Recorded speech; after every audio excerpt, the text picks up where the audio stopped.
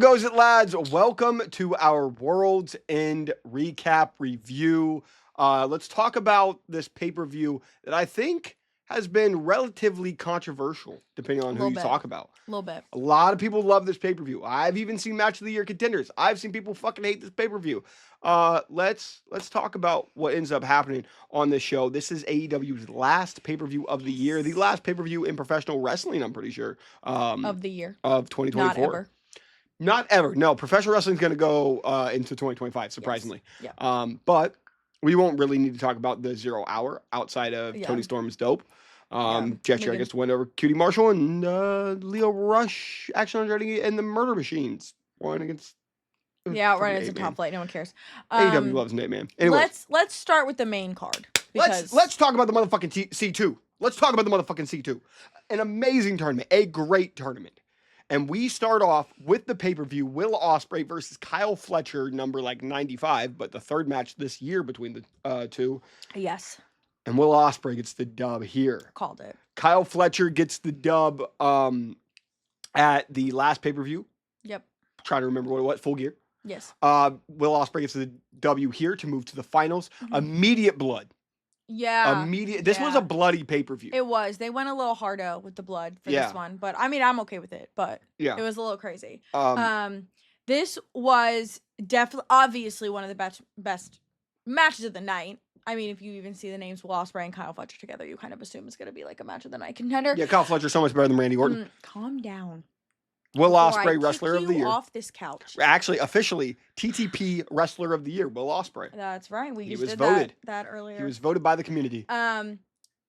Yeah, I love this match. One of my matches of the night. I'm not going to put it as the match of the night. We'll talk about that why on that later. But absolutely a super good match. I think Ospreay was definitely the right person to win as well. I'm happy with this. I like that we started with this too. I'm interested here. One, Ospreay gets busted open immediately. Mm-hmm. This match goes like 16 and a half minutes, right? Yeah. Ospreay damn near the greatest 15 or around 15-minute wrestler of all time. And I know that that's so extremely specific. I know that. But I feel as though it's Will Ospreay or Kurt Angle. Okay. But yeah, this match is fucking crazy. Yeah. Blood immediately. Ospreay's covered. I mean, his entire face. He looked like Wolfpack Sting. Like his face is covered in blood. It looked like a 2K match. Yeah. Kyle Fletcher showed out crazy in this tournament. I think that Kyle Fletcher, I believe he had won the Blue League. I think so. He elevated, no pun intended. He elevated after this entire tournament, got the win over Ospreay in the pay-per-view. I think was probably the second, third best wrestler in this tournament. Third, he can't be over Danny. Really, really good showing for Kyle Fletcher, and I'm really interested to see what Fletcher does next, which I will get into in a second. I think we have a big year in 2025 for Kyle Fletcher. Oh my God, Fletcher in 2025 is gonna be crazy. You know what I actually think will happen? Because they're so synonymous with each other in everything that they do, when Sky Blue returns, I think Kyle and Sky are going to be an on-screen couple. That would be fun. I think that they are, and I think it makes a lot of sense. And they're just I think they've also been together long enough now that I think they can do that on TV. So that also may mean that Sky is a heel because I mean she was already with Julia technically. True, but then Mariah hurt her while she was hurt. Right. But Kyle is just he's a dick. He's just, he's never not going to be a heel. Right. Awesome showing from Fletcher. This will also be interesting because I figured that there was going to be a Mark Davis involvement and there wasn't. I kind of like that they haven't really done the Mark Davis. I feel bad for Mark though. Involvement thing. He's not doing much. I'm okay with them doing it eventually, but I think for the C2, keep him out of it. And then now that the C2 is over, I think we can rehash Ospreay Fletcher a little bit more, kind of finish it out, and then get Mark Davis involved. Maybe that's what Ospreay does next is Davis and Fletcher beat him up and do a little bit there because maybe I do believe that we are going to see Aussie Open at that Grand Slam Australia show. Yeah, I think that would make sense. Next up is the other C2 match here, semifinals, Okada versus Ricochet. Yeah. And, I mean, great match. Good match. The talking point is after the match, though. Yeah, so Okada wins, and then Swerve comes out, and, previous to this show, earlier this week, Swerve basically told Ricochet, do not fumble the ball because I will make you fucking regret it, and I will embarrass you. That he did. Well, Ricochet loses to Okada, to be fair. Yeah. Obviously. Love Ricochet, but Okada was winning. Best tournament wrestler of all time. Officially, yes. And so Swerve comes out, and then Nana comes out. Swerve basically comes out to say, I'm going to keep my promise. Yep. And Nana comes out with a wagon filled with toilet paper rolls. He hands them out to the crowd, and they all chuck them at Ricochet. Beautifully, by the way. I was gonna say, two fans specifically somehow got the toilet paper to be wrapped from left to right and then like right to left, and they did it perfectly where it's like an X down his chest and just rolls down his body. And I don't know how they accomplished that feat, but amazing. It's one of the most impressive. It's when like Stone Cold would just like catch the beers. It was just, like, almost how never do you missed. do that? Yeah. So super funny moment. I will say Ricochet's acting, even though he didn't speak, his facial expressions really did the work, I think, for him, because he didn't speak or anything, but he did a really good job kind of acting that out. Swerve is great. I think Swerve Ricochet is going to be really, really interesting. I think 2025 is going to be a big deciding year for Ricochet character-wise. Dork, fake tough guy, Ricochet is my favorite Ricochet as a character. And then you go, okay, so then he just has to have great matches. Ricochet, we know, is an amazing wrestler, right? Who they're gonna put into matches with like Swerve Strickland, who is arguably the best wrestler in the world. Yeah, you're just creating magic here, and I love this new Ricochet character. Yeah. It is very interesting. So I wanted to do a whole video on this, right? But I think that there's always an evolution each year of talking about like what makes a great heel, right? Yeah. And sometimes, a couple years ago, it was MJF coming out and saying the kind of like edgelord, but like saying like the crazy ass shit, right? Which I do miss that era of time. No, and it's great. And MJF still does it, but it doesn't hit as much as it used to. And I think that because the heel evolves, then it was Dominic Mysterio, which yes, he's a chicken shit heel, but it was very different. It's almost like this punk kid, and you haven't gotten kind of the son being just kind of like a bratty, teenager. We haven't really seen that in wrestling. And then we got to see it, and it was like, okay, so that's the guy that we hate the most in wrestling now. Yeah. So then what was going to be the 2024, 2025 evolution of the biggest heel? I think it is going to be fake dork, tough guy, Ricochet. Yeah. Like, I think it makes total sense. He's going to be the new type of heel everybody loves. And I'm so interested to see, because it feels like each year you kind of have to evolve the heel gimmick because it can become a gimmick that you love so much that it becomes babyface. That's going to happen with Dom, right? Right. I don't think he's going to change all that much. No, but you kind of become to love it. So if someone tries to be Dom, it's not going to hit the same as a heel. Well, and what I was going to say was, I think 2025 Ricochet may go back to being a babyface by the end of the year. I think exactly. He's probably gonna start. Right now he is heel. Yeah. But I think he's gonna get fucking bullied by Hurt Syndicate and by Swerve and by probably a few other, opponents that he feuds with or whatever. And he's gonna get fucking bullied by them until eventually, people start to feel bad. Yeah. And are like kind of rooting for him like an underdog. Yeah. And eventually by the end of the year, he's probably gonna end up going face when I don't know if it's finally beats one of them or if like maybe hypothetically if he like makes it into the Hurt Syndicate and they bully the fuck out of him and he finally like turns on them or something. Like it's gonna be something like that where like it gets to the point that he's bullied so hard that people root for him, and by the end of 2025 he will probably be a babyface again, but it's gonna lift him up so much in AEW. So much. I truly I was really worried that Ricochet, before he had even went to AEW, I was like, I love Ricochet. I love him in the ring. Mm-hmm. Because people were like, yeah, he's going to be like another Ospreay. And I'm like, we don't talk about how good Ospreay is on the mic. Ospreay to me is the best wrestler in the world. Yeah. And not only in ring, but just like on the mic, he is amazing. He is. It's not, okay, he's good. No, he's not serviceable. No, he's great. I mean, he went toe-to-toe with MJF. And 100%. 100%. Like, I think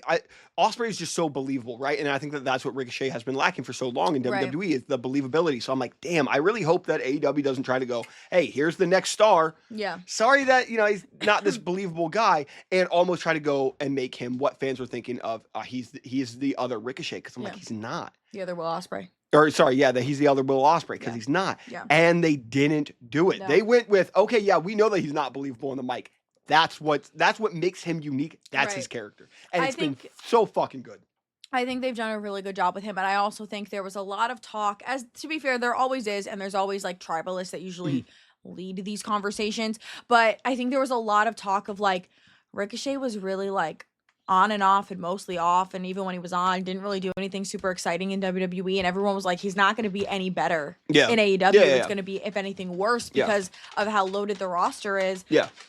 And he's on TV on a weekly basis. Like, I think AEW just fits so much better for him because AEW fans we've talked about it. It's to the point that it's almost a little too much, but like a very high expectation of wrestling. Yeah. And to give be unbiased on both sides, I think sometimes AEW fans go too far and they expect too much perfection in wrestling. They expect everything to be 5 stars or whatever. But I think Ricochet is so talented as a wrestler that it really just is, like you said, kind of finding his groove in the mic work and like character. And I think that's what literally they're doing. I think they have him on like the perfect path right now to get better with everything that he needs to get better at. And then by the end of 2025, he's going to be amazing. Yeah, I saw Discourse this year. I was just seeing people talking about it just a couple days ago. And they're like, yeah, like, I don't know, maybe Mox is washed and Jay White's washed. And, it's like all of these like amazing, Orange Cassidy. And it was just like, if they have even an okay match, they're like, I guess that they're probably done. I think another thing, and I'm like, because they didn't have a 5-star match this on Dynamite. Well, I think in 15 minutes. I think it's not even just that. I think definitely, like I said, AEW fans are spoiled when it comes to match quality. That, like you said, if it's an okay match, like a 3 to 4 stars, we're kind of like, oh, that's fine. Maybe you kind of suck now. Maybe you should get off TV. But I think it's also like, if AEW fans, I've noticed, if you get too much of somebody, they get sick of you. Yeah. And it's crazy because it's like MJF's a perfect example. That's what your top stars are supposed to be. Yeah. And it's like, it's not with everybody. No, but it is with some of them, and it's weird because it kind of picks and chooses, but it's like the second that a top story starts to dip a little bit, like has a little bit of a low like point. The Death Riders stuff right now. Right, like right now, people are kind of like, what's with the FTR Adam Copeland thing? And everybody's like, just cut it. Just cut it, yeah. And it's like, what the fuck do you mean? It's been 5 seconds. Right. Like, so I think AEW fans could be a little too far the other way. Yeah. And then WWE fans are too far this way. Where they're like, actually, since Jay looked at Roman 20 years ago, this has actually been long-term storytelling. They've actually had this planned out the entire time. I'm like, oh, I don't think that happened. I don't think so. Okay. But yeah, I mean, overall, Okada Ricochet, great match, right winner with Okada. Yeah. I am definitely excited though for Ricochet in 2025. I think we're really going to see him kind of blossom next year. He is this coming year. He is like a flower. He's going to bloom. It's kind of crazy for me to look at a Okada match and say, this was one of my like least favorite from the show, because it's still a great match. They had really good matches across the board for this card. Yeah. But yeah, I don't think it was match of the night contender whatsoever. Now our dog's favorite match of the night, as it always will be, when Mariah May is on screen, it will be Mariah May defeating Thunder Rosa in the Tijuana street fight. Mariah took dark tequila, which I didn't even know was a thing. Yeah, I think that's what it was anyway. They said tequila. They said tequila, and it was not clear tequila. So it was like a brown tequila. Yeah. She spit it into Thunder Rosa's face. Which is disgusting. She took Thunder Rosa's dad's cane. There was a piñata filled with thumbtacks. And ultimately, Mariah May ends up winning with a Storm Zero outside or on top of the table. Through the table from the ring. Great match. Yeah. This was fun. I can't believe it was only 13 minutes. It felt longer than that. See, I thought it was too short. I agree. I think it was too short. It didn't feel like 13 minutes. It kind of felt like 8 to me. I don't think it felt... I think it was too short, but I didn't think it was 13 minutes. I thought it was longer than that. I thought it was less than that. Yeah. I thought it was a good match, like a good amount. And maybe it was like, I was really entertained, so time went by faster than I thought. But I thought it was only like 8 or so minutes, and then it was done, and I was like, that was really quick. So I think for like a street fight, I wish we had more time on this match, personally. I mean, shout out to TK for keeping this pay-per-view at like 3.5 hours. But bro, that was so good. I had so many comments being like, you think AEW fucked up? Because it ended really early. And I'm like, no, It's like, no, it ended when it was supposed to. We're just accustomed to it being 4.5 hours. But Right. no, it was dope. Yeah. I would have been okay with like ending at like 11:45 if we could have given this like 10 more minutes.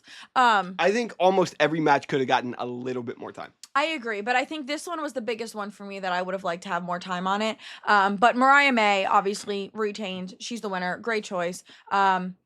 I do wonder what's next for Thunder Rosa though, and if that even is in AEW, because it's like you kind of said, like she's kind of done everything. Yep. And like AEW women's division is definitely growing. Like they still have a lot more to do and to add to the division and grow and whatever else. But I think it's harder for people like Thunder and Britt who have been there since the beginning, where like they've kind of done everything that they can do because they don't necessarily have like the depth and the titles and everything. Yep. Yep. Until now they're starting to do that. But so it's like with the few things that they've had over the last 5 years, like they've already kind of done all that already. Do a brand split. Brand splits needed desperately for things like that to showcase the depth of the women's division, because you have the talent. Yeah. You don't have the stories. They do. Right They now. just need to do more stories. And I think that a brand split would do wonders for a lot of people like Thunder that maybe just kind of, I don't want to say stuck in AEW, but just kind of like floating around, just kind of doing whatever when it's needed, like a but direction. It's not like there's not a direction. I think that somewhere like Collision in a brand split where there's an identity would be really, really helpful for a lot of wrestlers, but Thunder being one of the biggest ones. Yeah. And speaking of direction needing to change, MJF beats Adam Cole. He gets the Dynamite Diamond ring, the fucking 12th one, and he owns all of them. So what? That's number 6, right? I think is it 5 or 6? 5. I think it's 5. It's 5. Maybe it's 5. But I think that was the right winner. My problem is just like I need that to be the end. I need to move on from MJF Adam Cole. I said to you, I was like, I have never, when we were doing the predictions, I have never been ready for an AEW pay-per-view and been like, oh, I forgot MJF's on the card. Yeah. That has never occurred to me. He is always like one of the ones I look the most forward to. Yeah. And I forgot about this match because that's how rough it is. That's how bad this feud has become. Unfortunately, I think with Adam Cole's foot being busted open originally, that was kind of the first thing to kind of kill this. So, and that's no one's fault, but like that kind of killed the trajectory and the pacing that we had through this whole thing, and I just need it to be done. Although they did give the cute little Undisputed Kingdom reunion at the end, which That's sure what I was gonna touched say. the hearts of all of the Undisputed Kingdom fans. I'm not one of them, but you know. I had some people ask me that. They're like, how do you feel about moral victories when you don't win them? And I was like, sometimes it's truly a case-by-case basis. I think that sometimes that works, sometimes it doesn't. I think in this moment it does. Yeah. In the feud. Right. That's it. Yeah. MJF won. He laughs. He gets the ring. Whatever. They're done. And obviously we see after the match, Roddy come out to save Adam from getting his ankle broken again. Yeah. And then Kyle comes out to throw MJF in the ring. We get the Undisputed Kingdom reunion. Looks like Kyle's gone from the conglomeration now. Sad. Yeah. And cool. Undisputed Kingdom. I think it's what Cole needs. Honestly, I love Cole. 2024 has not been the best year for him. So I think that just doing the Undisputed Kingdom and just kind of reviving something that was really, really important to a lot of people. Yeah. And, you know, Cole may not be the same right now. Yeah. But I think when it's Cole, Roddy, and Kyle, that makes you go, oh, okay. I'm interested in that. Cole, Roddy, and Kyle, you know? And also, you know, you can add in Bennett and Taven in there. But I think I think Roddy and Kyle could also go for the tag titles, while Cole goes for the World title. They could go for the Trios championships. I know. I see what you're doing. Maybe Cole goes for like the international championship. Takeshita beats him or something. It doesn't move me. I get it. I'm unmoved. I'm not. If I wasn't sitting on this couch, I wouldn't be seated. You know. Everyone comment your favorite Undisputed Kingdom, Undisputed Era, whatever member. I go Kyle O'Reilly. I'm going to say Maria Kanellis. She wasn't part of the group. It's the best one I got. Yeah, I think what I'm going to miss the most out of this, like, I look at Undisputed Kingdom reuniting, and do you know what my first thought was? What? Damn, no more Kyle O'Reilly and Mark Briscoe. Look, they could still be cool with each other. They could, but I love them together. They were great. Because Mark Briscoe does not use a script. There's no fucking way. No shot. No. But I think it's not even that he doesn't use a script. It's that nobody knows what he's going to say. I don't think Mark knows what he's gonna say. I think he just talks. Yeah. But which is great No, and it's it works awesome. every time. But like I will always remember Kyle O'Reilly being like Yeah. having a great fucking time. So I'll miss them. One of the funniest little short in 5 years, we are going to talk about it as as a fever dream, being like, do you remember the Kyle O'Reilly Mark Briscoe team up? Yeah. Yeah. But I think you're right. MJF wins the ring. Adam Cole gets the moral victory. Hopefully that evens out. We move on and we are done. Now, I do think a lot of this pay-per-view we talked about on the podcast when we were on for the watch along. Follow twitch.tv/Triple Threat Pod. I think that there's a lot of questions on what's next. Yeah. MJF is a big what's next. Yeah. I don't know where he goes from here. I'm very interested to see his next feud. Hopefully it's away from Cole. Now, if he's healthy, maybe Wardlow. Maybe a Wardlow MJF situation happens. That would be cool. But yeah, I'm ready for MJF to do something new. And I hope that it's like really entertaining because I feel like MJF hasn't had the best year.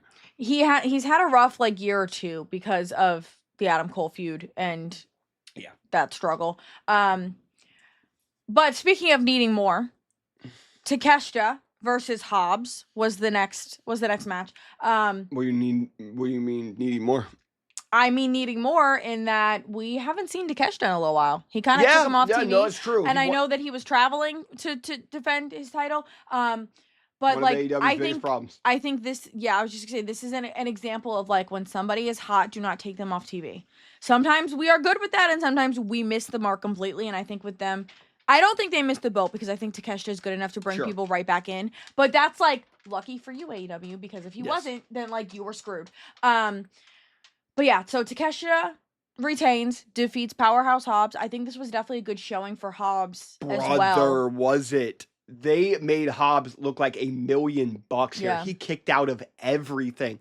Did he not kick? I think he kicked out of a Blue Thunder bomb. I think he kicked out of a Liger bomb. I think he was just. I lost track of the bombs, but he definitely kicked out. His knees were getting taken out. Yeah. He was getting destroyed, and this ultimately Takeshita wins clean. Yeah. And I do think that Takeshita needed a decisive win, but I don't think that we're over here. I think that this one continues, and I'll fantasy book just a little bit. And I'm going to hold out a little bit of hope. That Takeshita and Kyle Fletcher, this is another thing. What does Kyle Fletcher do next? I think Takeshita and Kyle Fletcher are part of the Don Callis family. Attack Hobbs when Hobbs wants another shot or whatever. And that is when we get the return of Stroke Daddy. Of Ricky motherfucking Starks. And he saves Hobbs. And we get the Team Taz team up again.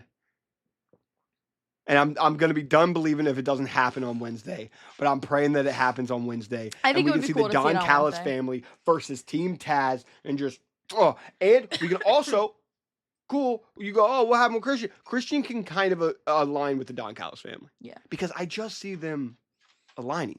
And then eventually, we get a brand split where Takeshita leaves Don for Christian. Christian becomes champion, and it's Christian and Don, and then it's the two most annoying people in existence. Oh God, I haven't. Okay. And then Edge probably at some point calls Don a penis. Adam Copeland. Sure, Adam Copeland calls him a penis because he looks like a penis. Yes, I think that would be great. I think Ricky coming back would be good.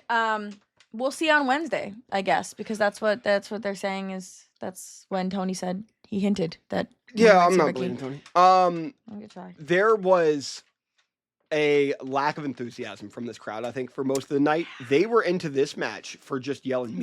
They were into this match, and they were into Ospreay Fletcher, and then at the end got into Mercedes Stat, but that was about it. Yeah, they didn't go harder for anything else.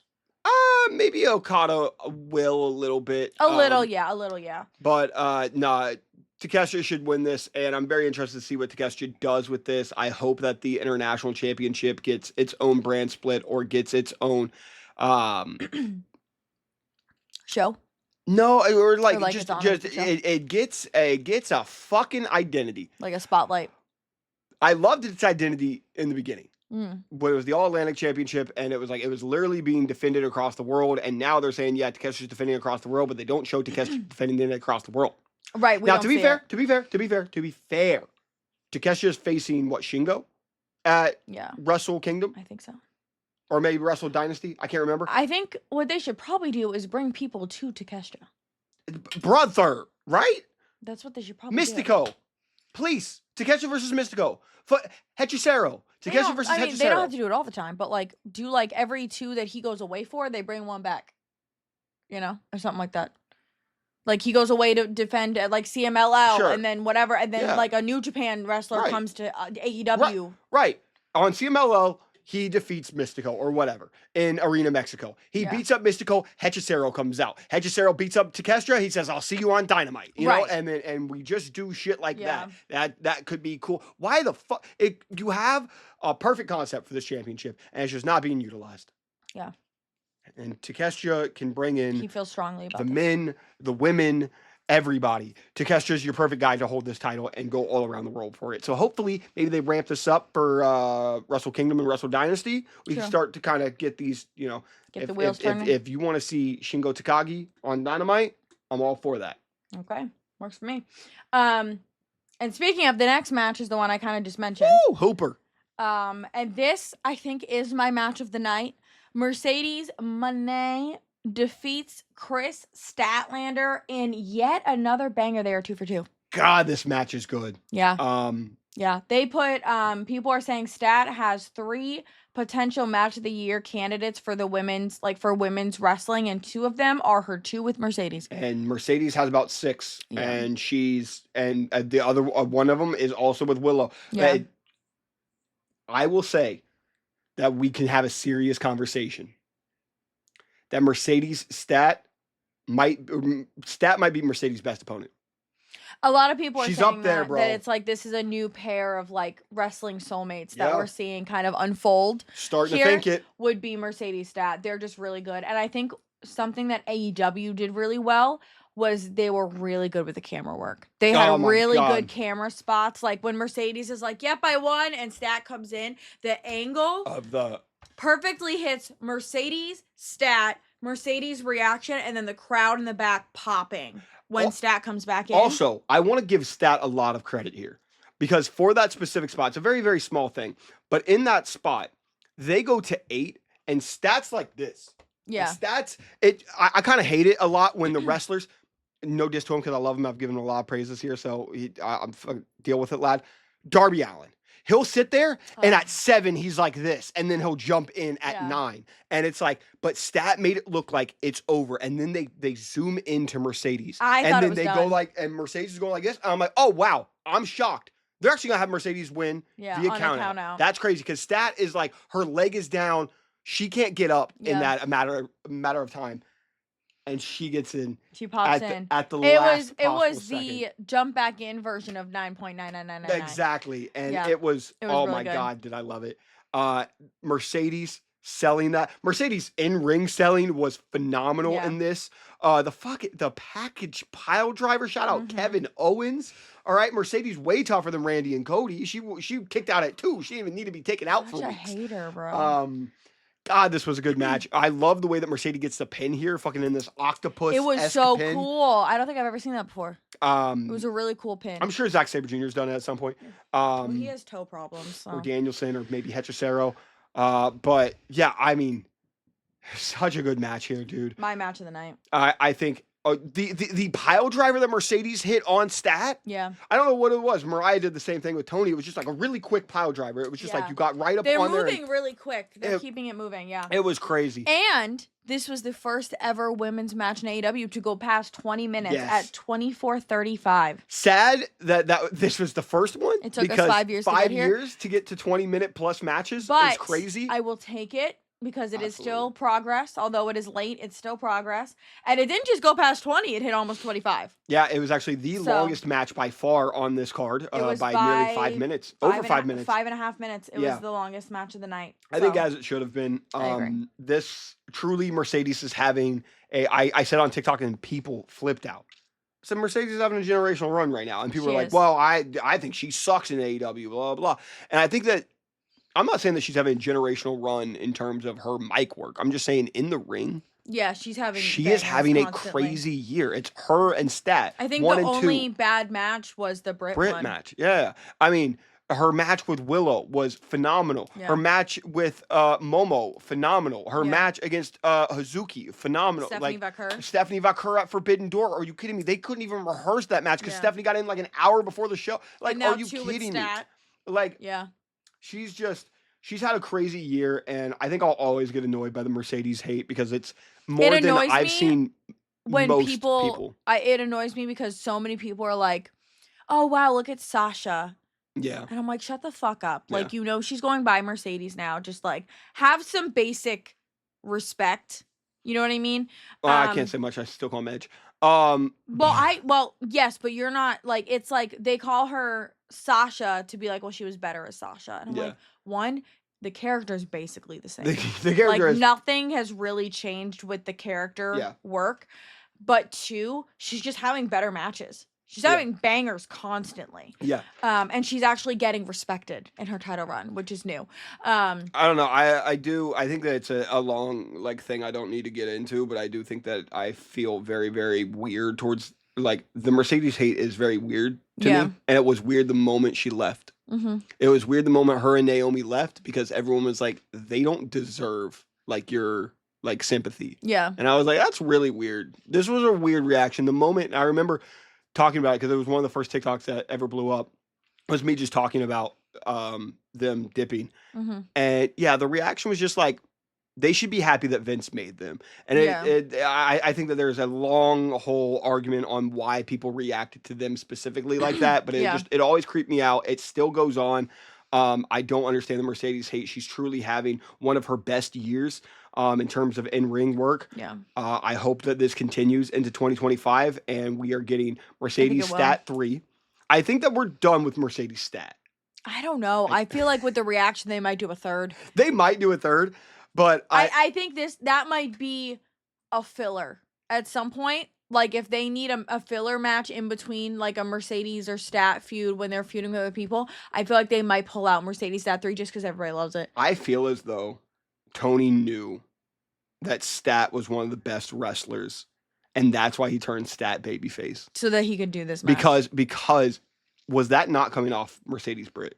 That was coming off Mercedes Britt. And I think that there was a lot of people being like, wow, Mercedes actually kind of sucks. Right, and he was like, we gotta fix this. Yeah, and I think that he was like, all right, I'm going to remind people, but I think that it hurt Stat's character. I think it did. For that time, but he was also like, we just did Willow. Yeah. And Willow and Stat that night had one of the matches of the year. Yeah. I guess it was All Out, but a week after, right. All In. And he was like, Willow versus Stat is one of the best matches of the year. So I think that he was like, I can't do Willow again, but we could do Stat. And I think it hurt Stat's character, so I'm very interested to see where she goes from this. Yeah. But I hope that we get a Mercedes feud where the story makes more sense. Yeah.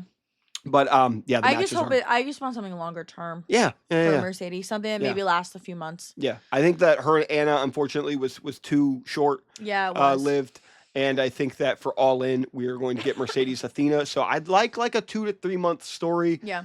With somebody else before we get to, Mercedes versus Athena. Yeah.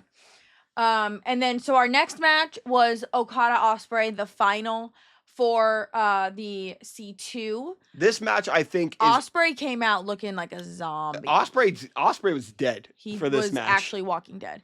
I think that this was up there for match of the night for me. This was my other one. So Mercedes, it's between these two. Stat is my match of the night. Yeah. And then Ospreay Fletcher or Okada Ospreay are like my next ones that were up. Yeah. I think that's probably my top 3 there. Yeah. Ospreay just, dude, he's the best wrestler in the world. Yeah. Okada, fucking phenomenal. And I think that this made a lot of sense. Ospreay before the match told everybody, like, I'm gonna need you lads, because I'm fucked up, and I'm bloody. And then I think that it made sense for him to be the loser of this match, which you called. I did. And when I saw him stumbling out, I was like, he's not winning. Because you're not going to have him stumble and barely able to, breathe and then also beat Okada. Well, because Okada walked out he's looking at Ospreay like. He was like, I'm not right? worried. I beat this ball guy pretty easily. So Ospreay gives it a hell of a match. Yeah. They go nearly 20. but he gets busted open again. Yeah. And Okada eventually wins with the Rainmaker. They do the Hangman Swerve spot where they're holding each other's hands, I love which when they hold hands. I love that people were also connecting it as Okada, Osprey were holding each other's hands, and Osprey, Fletcher were like away from each other. Yeah. Because they were like the true like respect and love for one another, and the true like hatred.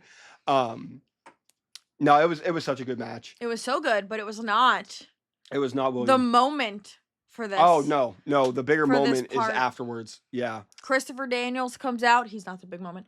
Christopher Daniels comes out and says, "I would love to give you this title, I would, but I can't because I'm no longer an EVP." And off that alone, I popped. Right? Okay. Hate that man. Right? All right. And Chill on my then boat. he intros the EVP who can give him the title, and it is the return of King Kenny Omega. Now, I did pop harder.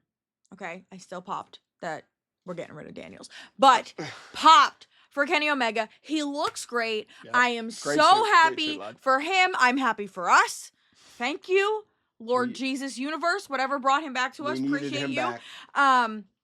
Great suit. He looked so excited. He definitely took a moment there to kind of like, he was closing his eyes like he was really taking it in. Yeah. Like he was just really grateful to be back. I can only imagine everything he went through. My God. He came back kind of quick for what people were afraid he was going to be out for. I mean, there was people that were like, that might be it. That might be it for Kenny. So he definitely soaked it in, took his moment. I mean, the crowd popped fucking insane. Yeah. He does give the title to Okada. They do have the all-in sign in the background, which I do think is a little. They do. Tony loves himself a detail. Yes. So Kenny's back. I think we have Kenny Okada. There was no turn. There was no attack. No. There was no nothing. No, there was no physicality. I liked. I am good with, but I also think this adds yet another layer to the next match we're gonna talk about. Yeah. With Mox and the Death Riders.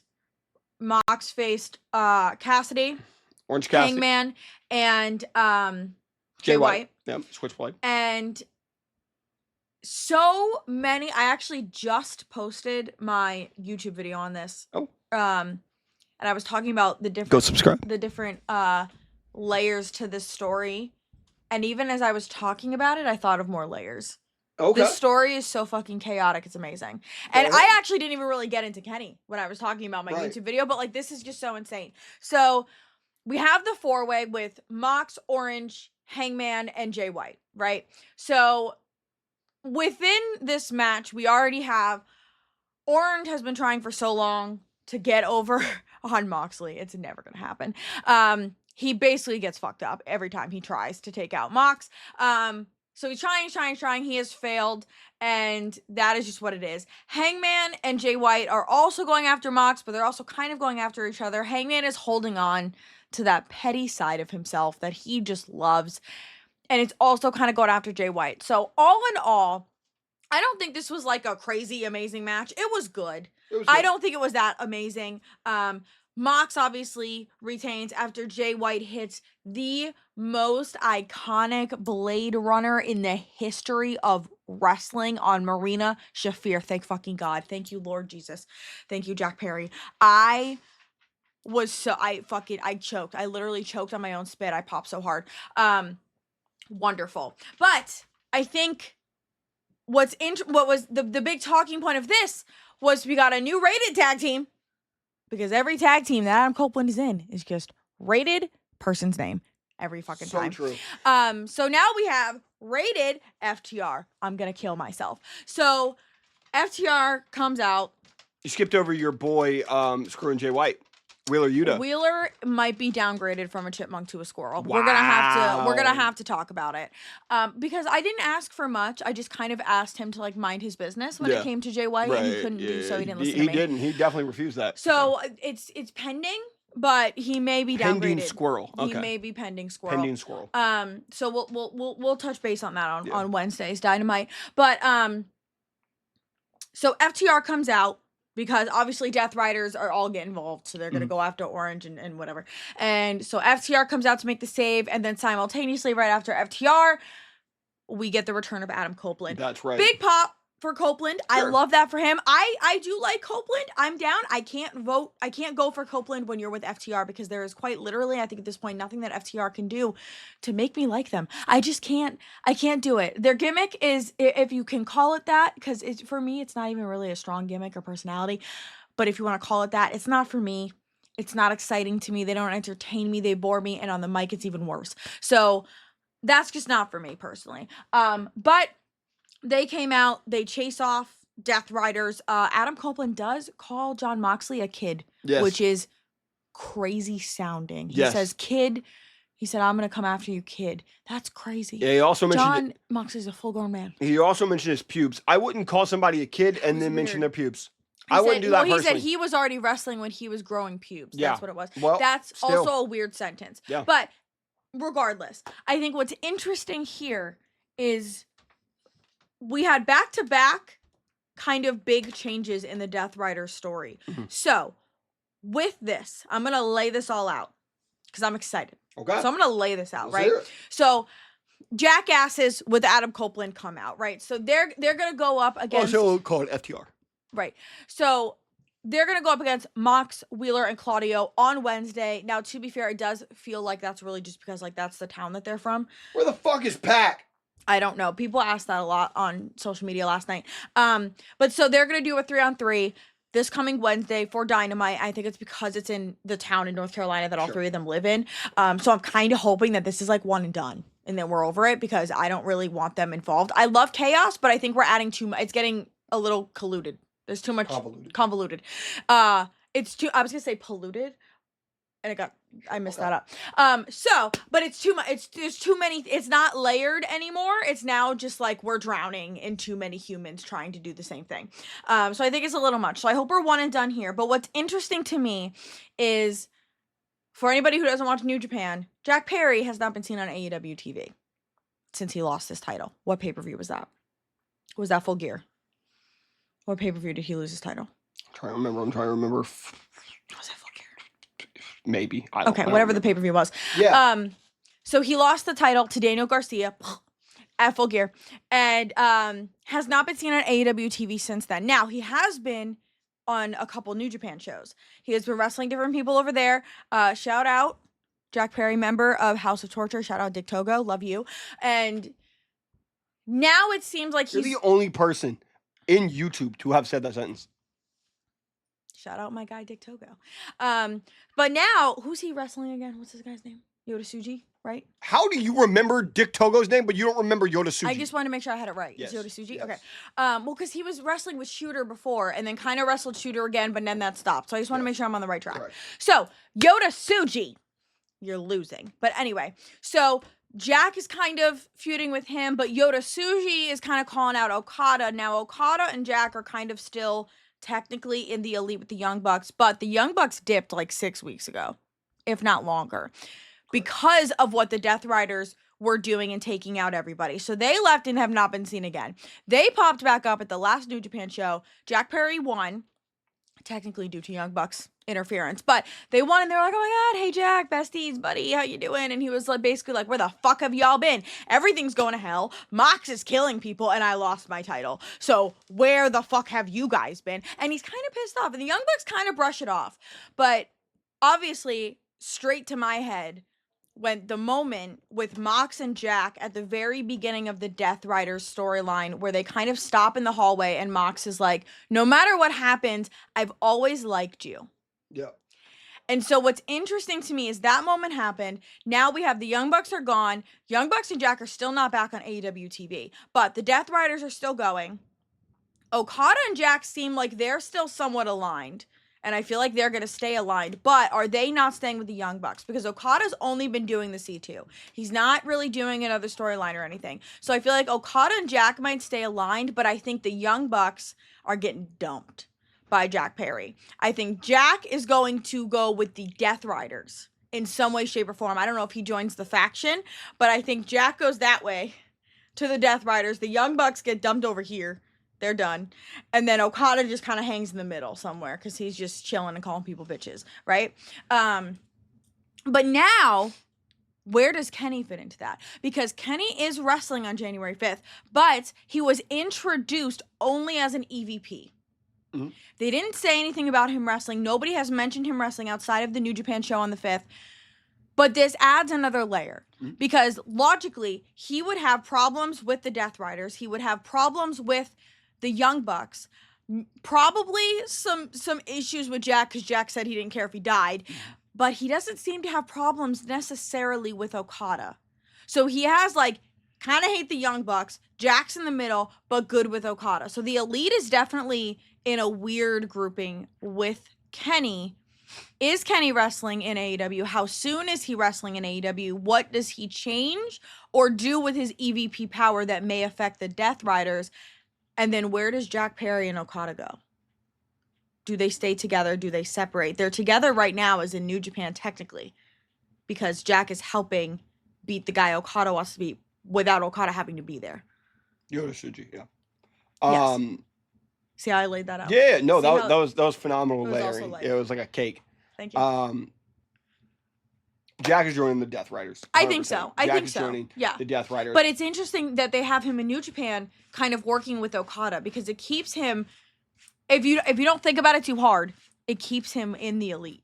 Yeah. You know what Well, I mean? I think Jack is technically still in the Elite. He is. I think that he is questioning Yeah. his allegiance to the Elite. I think the Elite will probably come back as baby faces. I think it's interesting, though. What, you think the Young Bucks are going to be baby faces? Yes. I think that's going to be a problem, though. I don't think that they return and they're super good baby faces. They are going to be they're going to have to come back. No one's going to trust them. And then they're going to have to earn the respect of the locker room to save AEW from does that not Death start Riders. with Kenny Omega, though? What do you mean? Yeah, it does. I think I think their focus when they come back is going to be Kenny and trying to earn Kenny's respect back. 100%. But do they get that? If it were me, if I'm writing it, no. But if I'm writing it, I'm thinking maybe months down the line. Yeah. I'm having Kenny be like, "I will squash you like bugs. Get out of my face." I don't know if you remember. Did you ever see when Hangman won the title against Kenny? So in it, right? They're obviously aligned with Kenny. They're the heels. Yeah. And then they realize Hangman's better. It's his moment. And Hangman's going for the buckshot. And they can grab his leg, right? They can do something to Hangman. And Matt Jackson specifically goes. And Hangman hits the buckshot and pins Kenny. Yeah, Kenny loses. I think that it's going to be something kind of similar to that. Where they have like a come to Jesus moment. Where they're going to go like, okay, we're going to have to try to go against the Death Riders. Yeah. We're gonna, and it may be them being like, we have to sacrifice ourselves. Yeah. We have to do something that proves to them that we care more about AEW than we do ourselves. Yeah. They're gonna sacrifice themselves. They get killed by Jon Moxley. And then eventually that person that does end up winning all of this is Darby Allin. But I think what's interesting though is, like, from my point of view, I feel like Jack Perry has multiple layers within himself. Because if I'm looking at it, right? So he's an onion. I don't know what you just said. He's an onion. Yes. So when the Young Bucks left, Jack Perry didn't know they were leaving. No. Jack walked into their locker room or their office or whatever it was. They were shredding and they were shredding shit and packing it. And Jack was like, "What are you doing?" And then when they dipped, camera went to Jack and Jack was like, confused. Because Jack's about that life, but they weren't about that life. Well, no, but what I think is interesting is Jack stayed. Yeah. And then on top of that, when the Young Bucks came back in New Japan and they had that backstage segment where Jack was like, "Where the fuck have you been?" He talks about, just in it like a sentence, but he mentioned that AEW is basically going to hell. Mm-hmm. So those two things alone, not wanting to leave and then bringing that up to the Young Bucks, shows that he cares for AEW. Mm-hmm. And it's interesting because it almost goes like, you would assume at the end of this, while Death Riders are heels, their overall reasoning is more babyface. They're doing it to make AEW better. But my thing is, Jack Perry leans almost more like caring about AEW, but he's going to be with the Death Riders. But do you think they can make Jack a face at the end of that with the Death Riders? That's going to be the hard part. I think that everybody in the Death Riders eventually at the end of the story probably end up going babyface. That's what I mean. Can you do that to Jack, though? But then the other side of it is like, we're not going to be left with a lot of heels. No, sure. I think that that's a really good argument long term. I think that something like that is, Jack could be one of those guys that joins the Death Riders, and he is joining for that movement. And he's going to go, I had to change. I completely changed everything about me. Why? Because I was getting better for you guys. I was getting better for AEW. I stepped up when you guys should have done what I did. And that's what he was telling Daniel Garcia during their feud, is being like, what was the quote? He was like, they used to dance for me too. Which was iconic. It was great line. But I think something like that. But then I think that it's as easy as, when they're all congratulating Darby and everything, and then Darby sees Jack in the back and Jack kicks him in the dick or something. And it's like, I still don't think you're good enough or something. Right. And he remains heel, because I do think that Jack should be heel for a long, long time. However, if I can go on a bit of a theory. Okay. I think at the end of this, Jack's not a heel or a babyface. You think he's a tweener? I think Jack Perry and this entire character, the scapegoat, I think he's pulling a lot of inspiration from Raven, the character in ECW. Okay. And I think that in Raven, he was iconically known for the, more emo Orange Cassidy, where it was just like, pick me, don't pick me. Do whatever you want. He's going to be a tweener. That's kind of like, if you love me, you love me. If you hate me, you hate me. Yeah. So it's like people like praising Jack. He's like, I don't really give a fuck. Yeah. And people hate him. He's like, I don't really give a fuck. And he's just going to be this lackadaisical whatever, dude. Yeah. Character. I would like a little more than that. Mm-hmm. Only because I really don't love the Orange Cassidy character, and I wouldn't really want the emo version of it. I would like him to be energized by something. I would like him to have a purpose. I think his purpose. Me personally. I think his purpose is okay. So maybe I hit you with this, and you let me know how this feels in your brain. Okay. Kind of Gunther a little bit. Oh, okay. Gunther is like, yeah, you might hate me, you might love. I don't care. I'm here to win championships. I'm here to win titles. I'm here to build a legacy. I don't really give a fuck if you like me or not. No, I think that works better. Yeah. I think that's better. Yeah.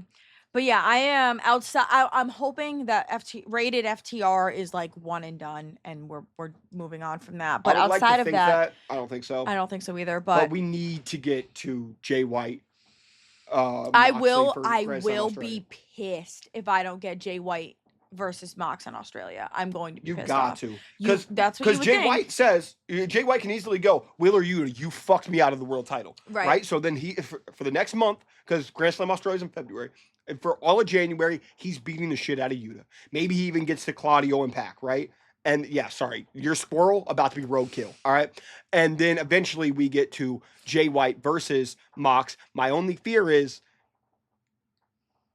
Copeland is going to be there.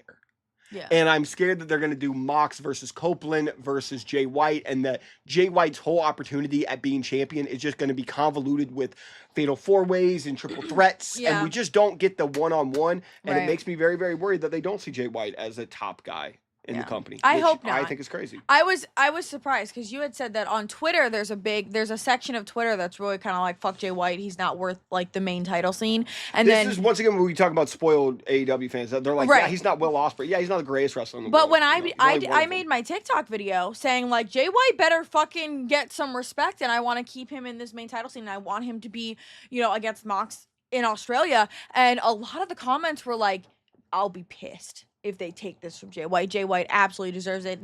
People are saying he deserves to beat Mox. Like, he deserves a title run. I don't think he's going to beat Mox. He deserves a title run in 2025. But yes, but he's not beating Mox. No. But I got a lot of agreeing and support on TikTok anyway. Right. So there are people out there that are rooting for this. So I just hope that we do get that match. I'm sure Jay White will not win, but I would still like him to get that main event match in Australia. I think would be really awesome. No, I hate the phrase, the hate is forced about anybody, because you can just dislike anybody for whatever. I hate that term.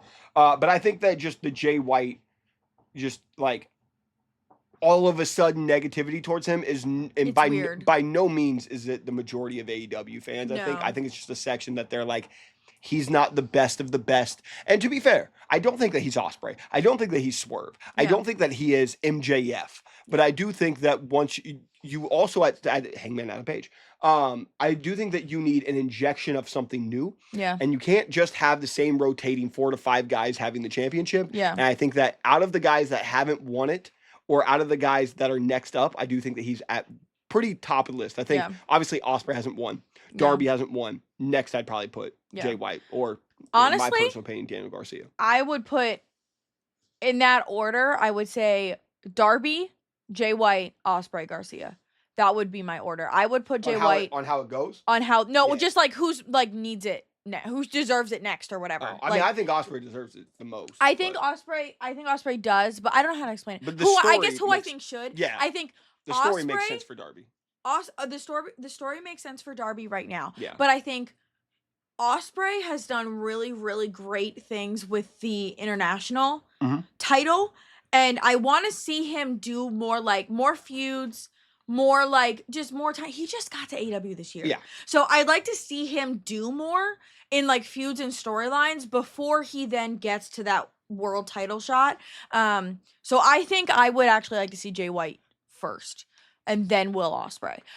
But I'm sure they will both have it at some point. Call me crazy, call me Carson. Okay, this Carson. Is the theme of this for what I'm talking about is going to be a brand split, because I think that AEW needs to head towards a brand split. They're saying everything is going to change after this World's End pay-per-view. It didn't feel like everything changed. But it feels like that they could be headed towards a brand split. That could be really, really cool.